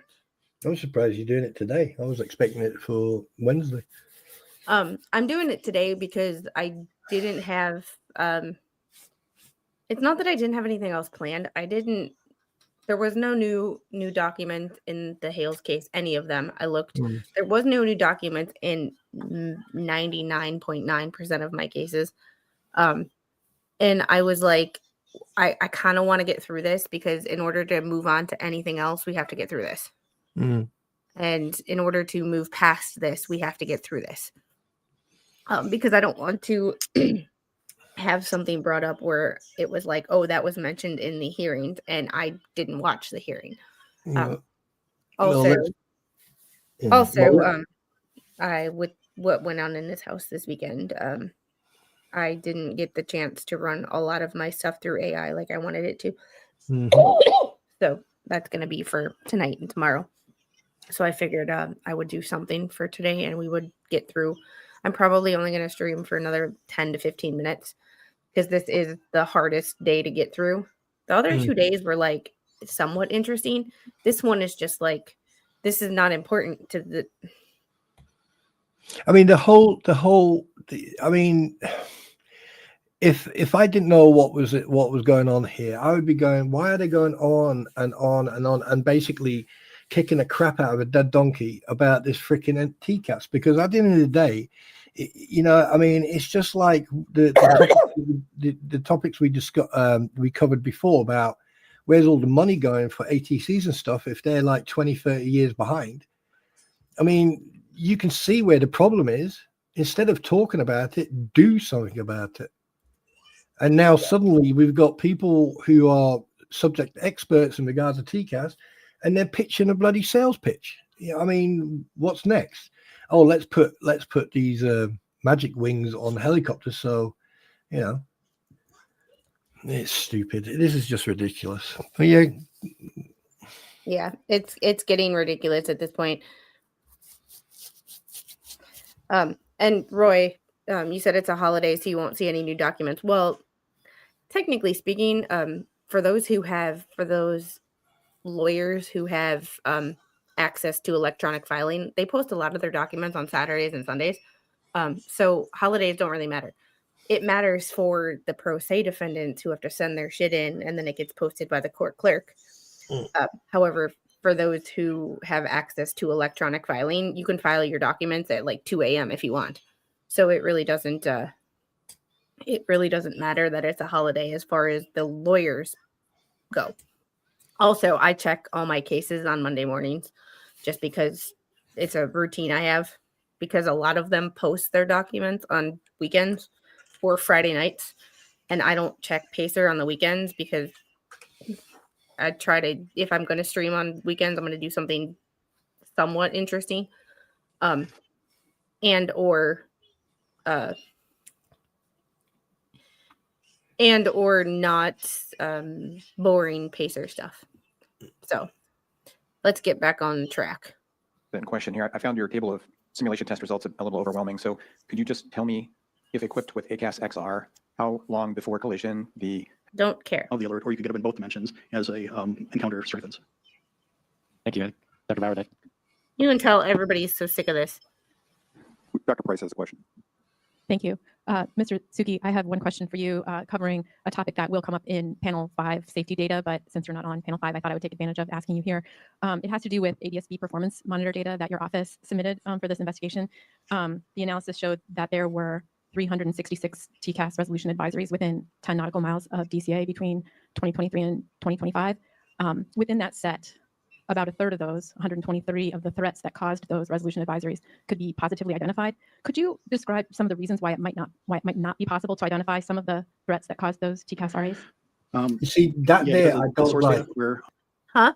That there I do not like. Right? If you're going to ask a question, you should have read the question before and then asked it with your own words. She was reading that question off a page, and that's why she was going because that was like a natural response to go, oh shit, yeah. If Yeah, you're gonna I ask, also hate the fact that it'd be better for panel 5, but I'll ask you since you're here. It's not for I hate when they do that because they go off script yeah. and it throws a wrench into everything.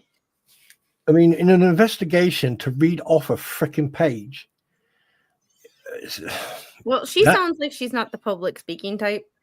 So she might have written down her questions like sometimes I do with people. I'll write down my questions. Because when I first started working at the hospital, even I hated public speaking so much. I was even hated going in and talking to my patients initially if I didn't know them. And like I would write down things that I was going to say to them so I wouldn't forget. So she strikes me as the more like geeky kind of person who's like reserved and not a forward facing individual. Yeah. Who might not be the public speaking type. So some of that I give benefit of the doubt because you're on a panel, you only have a limited amount of time. So she probably wrote down her questions. And in order to not screw up what she wanted to ask, she wrote it down. When I get nervous, like when my mom gets nervous, she forgets her own damn name.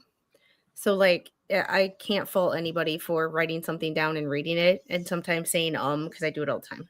No, because the thing is, when you're reading something off, the reason you're going is because if you watch when she's reading it out, she's looking up and then she'll go and then look down and then carry on, because what she's doing, she's finding the spot where she stopped reading, looked up and then looked back down again. But anyway, that's by and by. Yeah, and I would look down and read the whole damn question before I looked up because he's paying attention to you. You're asking him the question. Why do you need to keep looking at him? You're not standing at a podium. No one's paying attention to you. Just read the damn question. That was extracted from an ADSB monitor system that collects RA broadcast information as alerts are encountered. And that database doesn't collect the intruder information unless it's also ADSB equipped. So what's happening is you're getting the RA broadcast, it's collected, we go into the database, we extract, we can identify the aircraft that got the RA, and then with the limited data that's also collected with it, we can try and track down the intruder by mode S address, but we can't, because I don't have the actual raw surveillance associated with the whole encounter, positively identify for the aircraft that don't call out mode S as the intruder, what the intruder was, or So if it was a mode C aircraft, I wouldn't be able to confidently confirm that I knew what the threat was. So it's a limitation in just the database. Thank you very much. That's my only question. Chairwoman Hamid, if you could allow me some latitude, we're going to do a slight rearrangement of the witness panel. We're going to move Mr. McIntosh up front, and we're going to recall Mr. Dressler for one question. So hold on one second. All right, skipping that.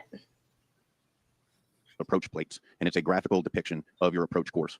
Oh, this guy that I is like. able to be in. We also fly NVGs. We also. Hold on. I skipped a little too far ahead. Thank you for the question. I was struck earlier by significant differences in the way that we operate, and I think that hopefully has been a consistent theme this week. We use ForeFlight. However, our aircraft, all of our member aircraft, whether that's medevac or law enforcement, are equipped with multifunction displays that receive traffic. Okay, look at the way he's talking and look at the Army pilot. Look at the Army pilot's body language when he is speaking, especially when he was like, yeah, I found out that we operate very differently. He did not like that answer. And I'm going to back up just a little bit more because I want to hear the question. Good question. Yes, I'm going to go back and rediscuss a little bit about the ForeFlight electronic flight bag. And since we have Mr. Dressler here, who's experienced using that, I'd like to get the non-military operator's perspective of using ForeFlight in the National Capital Region for traffic monitoring. Thank you for the question. I was struck earlier by significant differences in the way that we operate, and I think that hopefully has been a consistent theme this week. We use ForeFlight. However, our Did you see the eye roll? Yeah. Did you see the eye roll? Like, let's just like you can't make this shit up. This is where it's like dude, you're a fucking officer. You might not like it, but maintain your damn decorum. Thank you for the question. I was struck earlier by significant differences in the way that we operate, and I think that hopefully has been a consistent theme this week. We use ForeFlight. However, our aircraft, all of our member aircraft, whether that's medevac or law enforcement, are equipped with multifunction displays that receive traffic information organically. However, we also display ForeFlight all the time on a knee board. In the case of my company, it's required to be mounted there. We also fly NVGs. We also do not stow our iPad or electronic flight bag at any time during the route structure here. We display the map, and I believe I heard, and I'm open to being corrected, but I believe I heard at one point Mr. Van Vetchen say that he might hand his iPad back to the crew chief during instrument flight profiles. And that struck me. If I'm reading that in error or listen to that in error, then that is my mistake. He just nodded his head yes. Like, you heard that right. You see that one too? Mm-hmm. This is where this when they said that this guy was coming back, I'm like, okay, this is going to get interesting because I like the way he speaks. Like, We're a single pilot instrument flight rules program, meaning one pilot, me, possibly, I think the general asked me the other day, if I'm carrying a patient, I might very well be flying an instrument approach into our hospitals with the med crew in the back. So truly just me. And we display, for people who don't know what ForeFlight is, it has several pages on it, and the primary one is a map page. When you fly instrument flight rules, you are required to also have available what are called approach plates, and it's a graphical depiction of your approach course. Well, that is able to be superimposed on the map itself, and on that map, just like in a car, using a car GPS system, you're able to display your own ship, your position with a blue dot. So I'm unsure how I would ever be able to complete an instrument flight without having my iPad on my leg. oh, damn. Damn, he just basically said that he just proved Roy's point. Like, completely just proved Roy's point. There's the right way, the wrong way, and then the Army way. Yep. The Army way is, well, let there be light.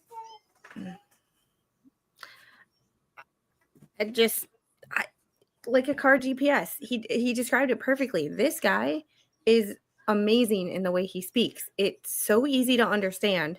It's so clear, and he throws shade without being obvious and bitchy like me. He's like, correct. I'm open to being corrected, which I am.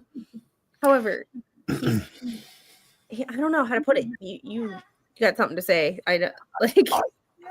So who is this guy? Just to identify him, who is he? He is the medevac pilot, and the guy who What, makes routes for the what, medevac. military or civilian? Civilian. He was on it doesn't- panel 1 and 2. Right. Well, he does know that like military aviation and civilian aviation have different types of input. He was military, I believe. He was Air Force, I believe, before he was civilian. No, medevac. that's his problem. But yeah, I get it. You liked him in the first panel because he was throwing everybody under the bus. He was like, Yeah. "That's not the way we do it." Yeah. Still And do he's it. doing exactly the same thing now. He's basically, I like him and the guy on the far left here. I like them too because they don't beat they're not beating around the bush.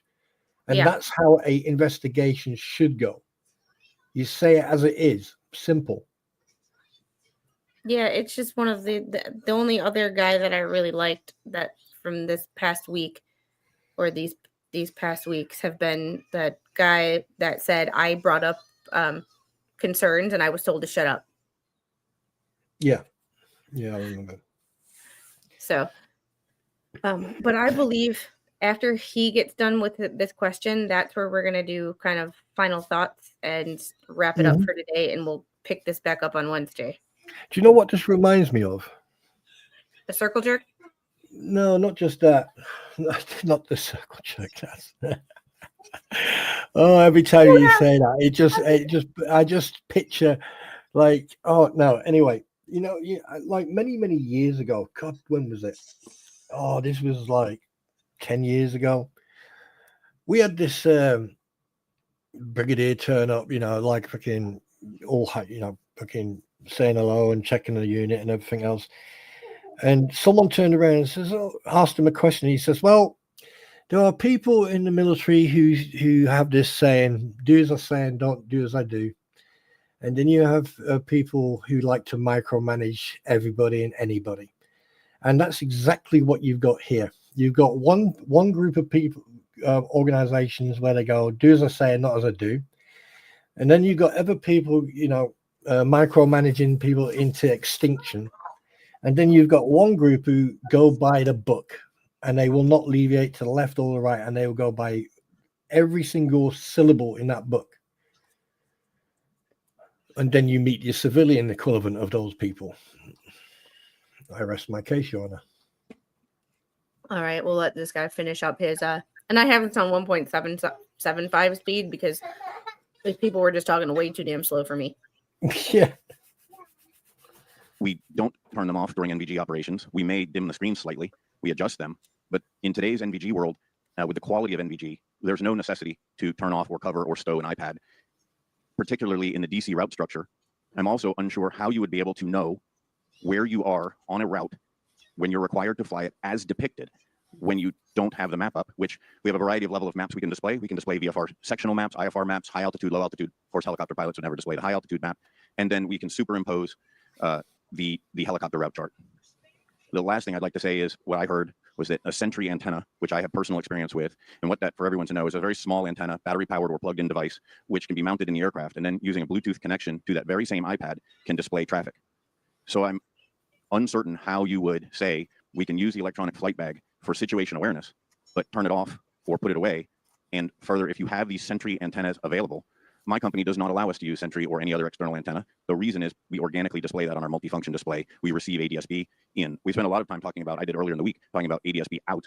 But what now we're talking about is ADSB in, where the pilots are given all of the tools and all of the resources to glance down and confirm aircraft locations. Can you just pause it for a second? Because I'm noticing something here. Jeffrey made a smart ass comment before we get started. Wait, not in airplane mode? No, I just noticed something here through that whole little spiel he was saying, and I don't know if it's a man sausage competition or something, but when he's talking, right, he needs to emphasize the fact that it is a civilian aircraft, and therefore civilian aircrafts have more leeway. So therefore, the equipment is already built into it, like the screens. But if you watch the warrant officer, you can actually see him grinning.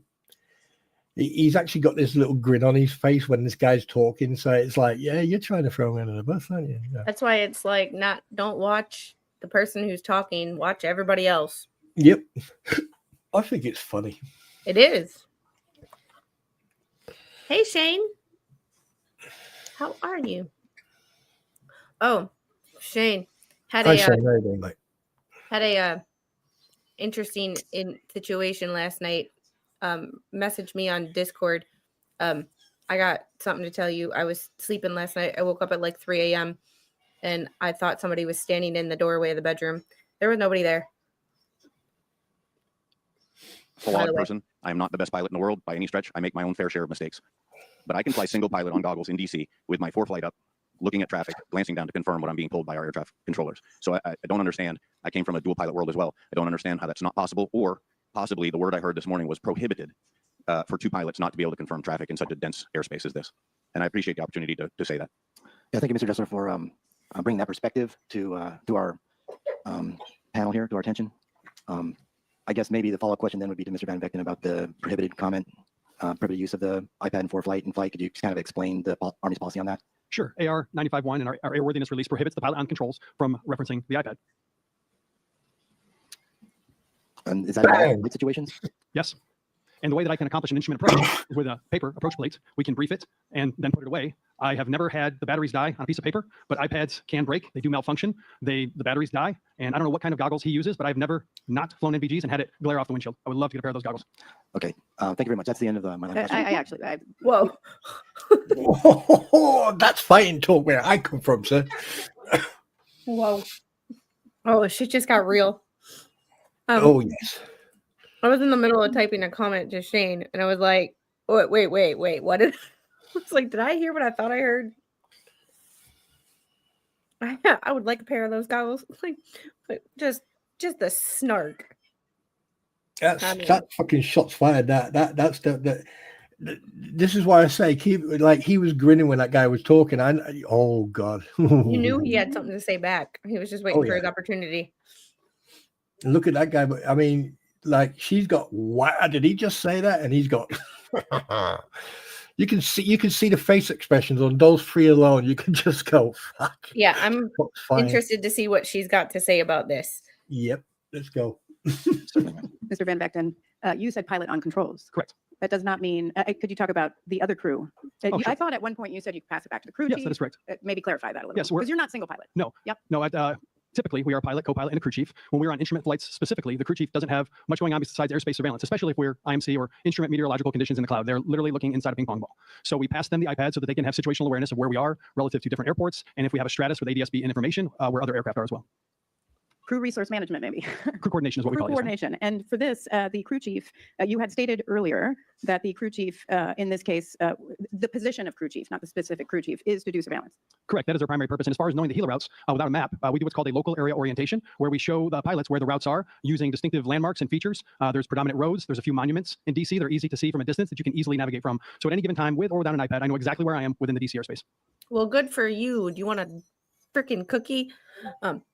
Chris brings up a really good point. Paper can be out of date, hard to see, not able to zoom in, or have live data. I mean, yeah. This is getting messy.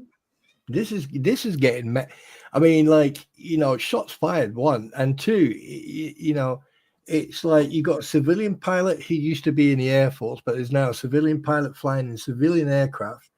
And then you've got a military pilot who is flying in military aircraft that have probably not been super retrofitted to be classified as like safe aircraft. I mean, if you don't have a TCAS or anything else in there, and from what we've noticed that the radio systems and everything else was a bit but yeah, shots fired and good on him. I mean, like, you need to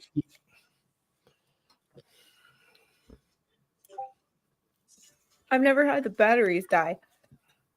Called a well, freaking yeah, but but the thing is, I mean, like, unless the army have decided to put USB points in the fucking cockpit. They don't. This is a portable charger. Yeah, but it's. I mean, yeah, but now we're sort of like stepping out of the comfort zone, going, oh yeah, well, if you've got an iPad, take a power charger with you, like, or like you said, a case that charges.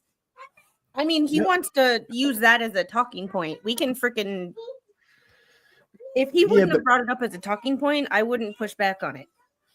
Oh no, he's not. I mean, I think like he has got a good point, because like if you got MVGs on it, if you got like a freaking like an iPad lit up, and you are going to get reflections off the screen. It's also like, you know, sometimes when you, I mean, I've only experienced it once. Like sometimes there's certain night vision goggles, especially if they got thermal on there, you can't see through glass. You know. And if you don't believe me, go and ask someone with a thermal and try to look through glass. Yeah. You know, but I think they've both got valid points though. Yeah. But let's carry on, because I want to hear the rest of this. I want to see how this fucking turns out. Do you have a follow-up? No, I don't. Okay.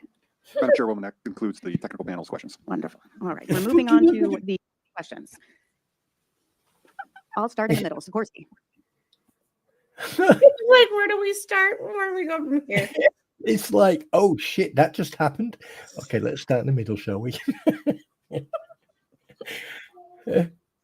Oh, like, Question, don't turn the background. What- Airline like Pilots you- Association. Thank you, ma'am. Can we please pull up 2 Air Gulf, page 60? And this is going to be primarily for Haskin and Mr. Suki. The MIT study shows that if ACAS XR had been installed on the helicopter, the collision chance would have been reduced by more than 50%. When did the FAA first begin its implementation of ACAS X? By implementation, you mean certification of, so we released the technical standard order allowing the certification of ACAS XA devices in 2020, but we have not yet certified any ACAS XA devices. Thank you. I feel like he's asking questions that he wants to know for his personal, like, I'm a captain. I want to know when this might be installed on my aircraft. Not we need to know from, will it prevent an accident in the future? And that's the thing that this investigation is supposed to be about. What happened? What went wrong? Why it went wrong? And how to prevent it from the future. talking about a system that hasn't been certified in any aircraft yet is not going to fix this problem. I can't. There's just certain things that I like can't get past, and I like can't wrap my head around why we're still talking about this. This is one of them. And I feel like that pilot was asking that question, not for his, like, for what happened in this. He was asking that question because he wanted to know for his own personal career. So we just gonna skip him because he pissed me off. Good looking guy, pissed me off. Not necessarily, but I mean, we certainly take advice from your organization and others. So Well, we're glad to hear that. And this is for, I believe this is going to be for Mr. Haskin. Are the resolutionary advisories inhibition thresholds the same as for ACAS XA? the resolution advisory inhibition thresholds are the same between TCAS2 and ACAS XA. Yeah, I think that's the question, yes. Thank you. So even with ACAS X resolutionary advisories, it would be inhibited if that was installed currently based on the current parameters. So in the end, now and in the future, pilots will be flying right now in a critical phase of flight without any protection, specifically in that phase of flight, or at least a very degraded state, lack of awareness or collision protection. So our question is, what can you all do right now to help protect those pilots, or at least provide extra guidance or some form of supplemental guidance? Yeah, I mean, I think as you said, I mean, we can revisit the advisory circular or suggest our flight standards colleagues that they do so. Beyond that, we're looking at those thresholds, and the RTCA committee is planning to study that and to reevaluate those thresholds to see if they're still appropriate. Thank you. That's my time's over. Sorry. That's okay. PSA. Thank you, ma'am. Mr. Van Vinken, got a couple questions for you, just real quick on night vision goggles here and your all's use of them. We were talking about earlier on the panel about the red and green issues, seeing lights and things like that. So same thing. So we looked at the video of the CRJ, it was lit up quite a bit with white lights, red lights, green lights. I think 17 different lights were on, right? The strobe.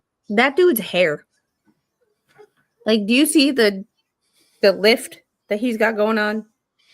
It's called a halo. He's got one hell of a halo. My questions like that now. There's smart people in this room. Who are they fooling? This whole thing has got me like, they are talking way too deep. And that's one of the reasons that I'm brushing over a lot of it, because one, it's not important in my view to this investigation. And two, there's 22 people watching right now. And I'm pretty sure 19 or 20, between 19 and 22 of them do not give a flying fuck about this system. Just a rough estimate. If I'm wrong and anybody wants to comment about what I'm, if I'm wrong and we really, really need to hear about TCAS, I apologize. But they are talking way too technical for what this is supposed to be. Mm-hmm. And it's just like, yes, we all know you're smart. We all know you have a degree in aeronautical engineering. We all know you have a PhD. Thank you for letting me know you're smarter than me. I didn't need to. You don't need to rub it in my face. You know what I mean? Like, I know I have an associate's degree. Like put your hand in the chat if squid is wrong. Like, put a 1 in the chat if you really, really, really care about the backup system for TCAS and why the parameters are important. Lights on each wing tip there Oh, too. wait. Does that aid in your ability to see the aircraft when you have the strobe lights going with the NVG? Yes, it does. It would flicker and it would draw my attention to it. Awesome. Okay, thank you. I'll move to Mr. Zucchi here. You gave out some statistics on pilots reacting to RAs. I was curious about where those came from and how you obtained those. Yeah, I gave some compliance data. The FAA, my program office has a monitoring program where we collect RA information across the NAS from 20 or so different locations. And this is to ensure, we collect it to assess and ensure that TCAS is performing as intended and to track down anomalies when system behavior is, bad actors or systems aren't behaving as we anticipate. And is that collected through AD? Okay, Jeffrey brings up a really good comment. If the aircraft pilot were at fault, it would be important, but everything they've said backs the fact that the helo pilot was at fault. ATC was at fault for letting them into the airspace when there's a plane coming in, but this is completely unrelated to the cause. Yeah, I mean, and on that note, like, I can no longer listen to the FAA guy talk. His voice is starting to be like nails on a chalkboard to me. Have you noticed something? I've noticed a lot of things. Take that comment down for a second. And then take it back, say 10 seconds, and watch this guy this army guy, this colonel here. You see how fast he flipped around? Just I mean, I what- know I've got it at 1.7 speed, but did you see how fast he flipped around? he just watch him actually physically move the chair. Thank you. That's my time's over. Just watch. That's okay. PSA. Thank you, ma'am. Mr. Van Vinken, got a couple questions for you, just real quick on night vision goggles here. Same thing. So there's strobe lights on each wingtip This there guy too. right Does that behind aid him in your is what ability to we're see the aircraft watching. when you have the strobe lights going with the NVG? Yes, it does. It would flicker and it would draw my attention to it. Awesome. Okay, thank you. Like, did you see how? I mean, I know we have it sped up, but like, he turned around so damn fast. Like, I want to see how he answers this. That was a loaded gun. That's why he turned around. Yeah. Like, and you can see the look on this dude's face. Like, he's just like it's written all over his face. He's not good at hiding his emotions. None of them are at this point. But I think this is where we're gonna call it a day, because we're almost 2 hours into this. It starts to melt your brain at a certain point because you want to scream at them, move on, but you can't because obviously. Hi, Heidi. Heidi. Heidi, how are you? Oh, T42's there. Hi there. Yeah, T is here. So Didn't even know you was there. it starts to melt your brain after a bit. It just starts to get mushy, and they're talking, especially when they're talking about things that I've already checked out on because I'm like, this shit's not important. If Jeffrey brings up a good point, if we were still unsure about who was at fault, I could see them needing more information on this. However, the facts are kind of self-explanatory, which once again makes day 3 all an act and a circle jerk, and who can pat each other on the ass the hardest. I mean, and the best thing is, right, if you look at the warrant officer, he's looking directly at this guy. The other guy is looking directly at him. Frank McIntosh is looking directly at him. Stacy, whatever his name is looking directly at him. Right. And you've got the guy in the glasses to the right is looking right at him. So everyone fucking looked right at that colonel when he turned around in his chair. That there is a fucking message. Because if I was sitting there and I was giving my response in a hearing, and my freaking colonel turned around and did that, my ass would be going. It'd be a pucker moment. It'd be like that chair would be so tightly attached to my backside, I could call myself Surfing Boy. I'd be clenched so hard. I mean, there's one thing about military behavior. Look at the guy right next to him who's like in a self-induced open-eyed coma. He's like, no, I'm not fucking moving. He just turned around. Oh, no. Oh my God, y'all, I have to tell you a story. So talk about, speaking of open-eyed coma, this one sleeps with one eye open. You know how freaky it is when you're sleeping at night and you wake up and you look over on the other side of the bed and the person you're sleeping next to has one eye open? It's like, I'm watching you even when you're asleep, motherfucker. It's creepy because you're not exactly sure if he's awake or he's asleep. I've had full-blown conversations with him and he's been asleep, but I've been thinking that he's been awake because his eyes have been open. Not to change the subject, but anyway, it's almost 7 o'clock. I have to get out of here. I have to get the little ready for bed. Y'all are weird. Doesn't that hurt your eye? Didn't that hurt your eye? Doing good, Squid. Just got home from celebrating Famsby Day and catching tail end as I compile all the things for the job in the AM. Yay! Oh, new job. To be honest with you, if I woke up and my queen had her eyes open and she was like, I swear to God, I would actually do an impersonation of the hovering man. But that there is typical. That there is basically there was a loaded question asked, and he really fucking wanted to make sure that the right answer came out. Yeah. That's Did that's they why. have more questions for that person, or was it that it regarding the NVGs? I think that was it, but we will get to any more questions for it on Wednesday. Wednesday, 3:00 Eastern. Don't miss it. I appreciate all the Rosalind Raiders that have been hanging out with us the last couple of days. It's something different for the channel. I also did a football stream last night, in case y'all missed it.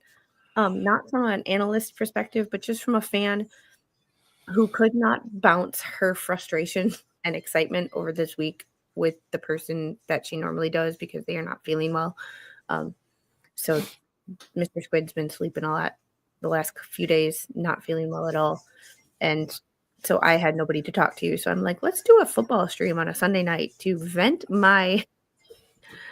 to talk about all things that I had going on. So I think I might do that a regular thing because that was fun. Just to respond to Shane and his comment, let me tell you a little story. Many years ago, right, I got asked to help out with a certain unit, and I had to share a room, and the only block that was available for us to stay, because we were guests, the only place we were allowed we could stay was the officers' mess and the WL2's mess. And I had to share a room with 2 other people. So basically, for one man room, they put 3 beds in. And we had one guy. If you go on the internet and look for what does a GPMG sound like when it's being fired, which is a jimpy, okay. And basically, you will hear it's like if you take a 249 or what's your heavy one? Is it 246? I don't know.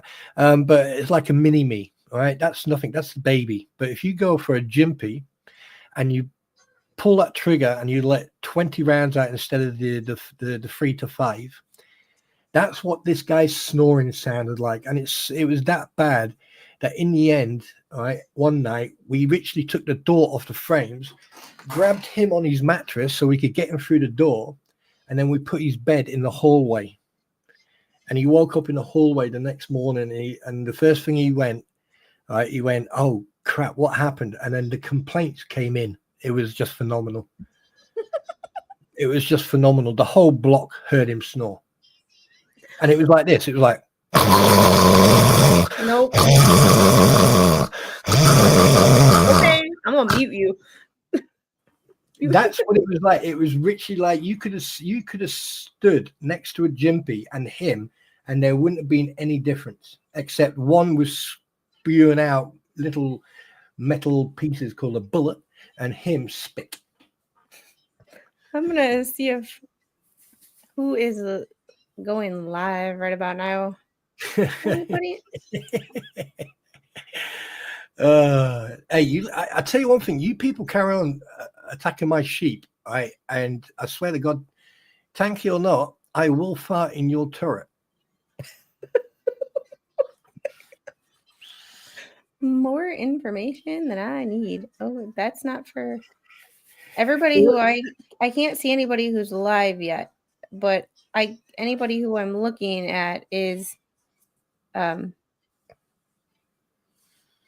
scheduled for sharing a room with my next mom. few days. So I am going to redirect over to my stream for tomorrow, 1:00.